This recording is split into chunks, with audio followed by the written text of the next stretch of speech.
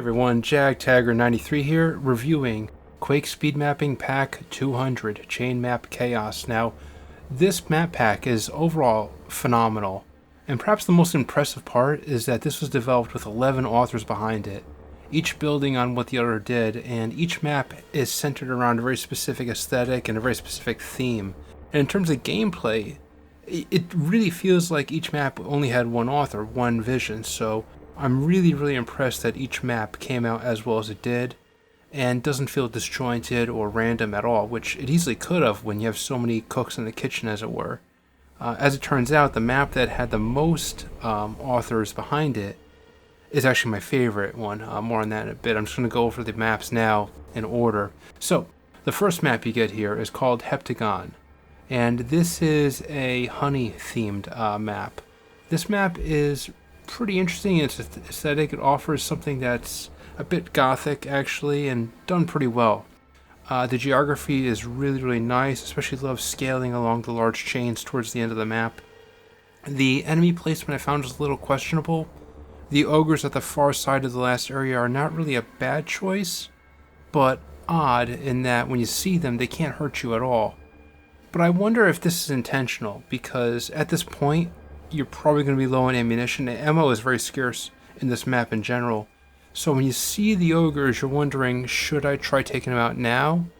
Or should I save the ammo for anything that comes up later on? Maybe save it when I get closer to them and try to traverse the chains to get closer. So maybe that was the idea behind it, putting these ogres there, and maybe it's not really that as questionable as I thought. But I was a little confused too at the two Death Knights. Again, I was playing this on skill 3, and in one area you have two Death Knights on a platform after you're done hopping from platform to platform, and they just kind of stick out because this area is full of mostly grunts and enforcers, and then boop, Death Knights. And these Death Knights, for whatever reason, were not in the mood to fling their projectiles at me, which would make them more sense. No, they were just kind of running in circles. So that kind of, was kind of a thud. Yeah, and one other part of the map, too, I thought was kind of odd was there's one section where you're coming out of a hole. You're in the water, and you submerge, and you come back up through this little hole, and there's these platforms, and as you're coming out, there's an ogre and a Rottweiler waiting right there, and if you retreat, well, the ogre's just going to rain grenades down on you. So it's a very tricky area, felt a little cheap, and and you're going to take damage there. And again, the ammo is pretty scarce, but I can't say it's unbalanced, because with this map on skill 3, I didn't see a single Vor, Shambler, Fiend, or even a spawn in sight. So I guess from that aspect, it's balanced. You have a bunch of simpler enemies, but tight ammo. So outstanding aesthetics, challenging gameplay, a little bit on the enemy placement, but overall 7 out of 10. A great map. The second map, Osgiliath, I'm probably mispronouncing that, but it's the second one. This one is a very solid Zendar medieval-themed kind of map. There's some really devious but really great ambushes. For example, I really love the Skree ambush towards the end.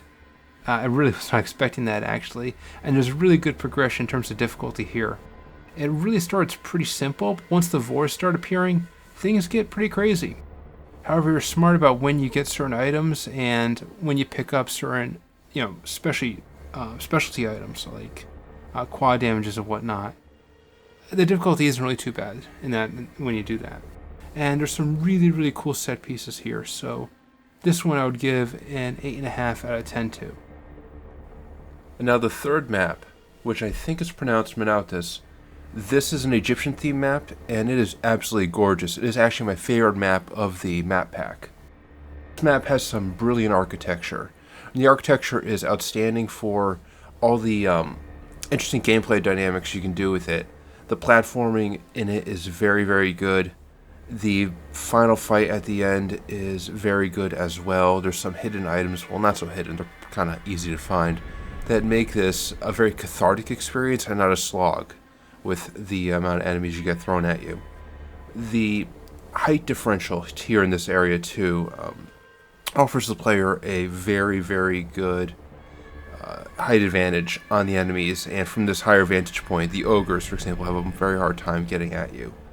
So Menouthis is very good, and I love the aesthetic, and I love the overall theme of just floating through the clouds, actually.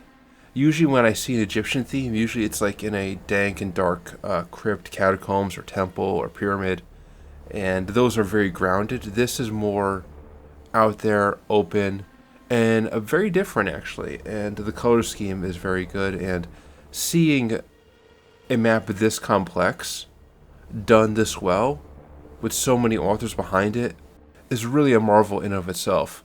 So this one I rate a 9.2 out of 10. The fourth map is also pretty solid. It's called Star Eater, and this has the earlier ones had a pretty gothic atmosphere to them, but this one has gothic with a capital G to it.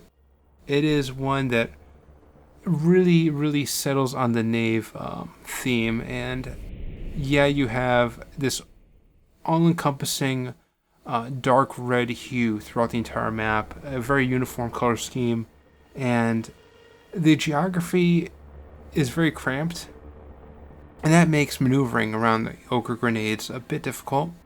But because of the crampedness of the environment, monster infighting is very, very doable and will happen a lot, and that'll help alleviate any difficulties you may encounter with having limited ammunition on skill 3. But overall, it's a pretty good map. The teleporting Vors, the ones that'll just pop right in, they get a little annoying, and was kind of annoyed with them, and it took some trial and error, but we got through it.